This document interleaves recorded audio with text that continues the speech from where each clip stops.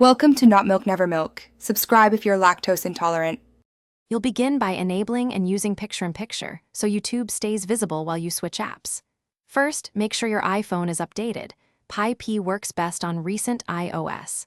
Open the video in Safari for guaranteed PyP support, or use the YouTube app if you have premium. While the video plays, tap full screen, then the PyP icon, or swipe up to go home. The video becomes a floating window. Once done, position that window where it won't block controls while you use other apps.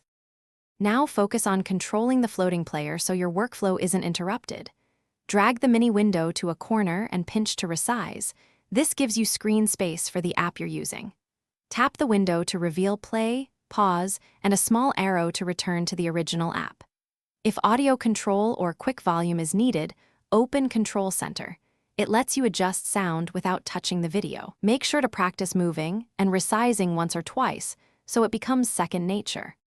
Finish by confirming your PyP workflow and handling common hiccups. If the video won't pop out, close and reopen Safari or the YouTube app and try again. Sometimes session glitches block PyP. Make sure picture-in-picture is enabled under Settings General. If problems persist, restart your iPhone or update the apps. That often resolves compatibility issues. One key tip: switch from the YouTube app to Safari for reliable PyP behavior.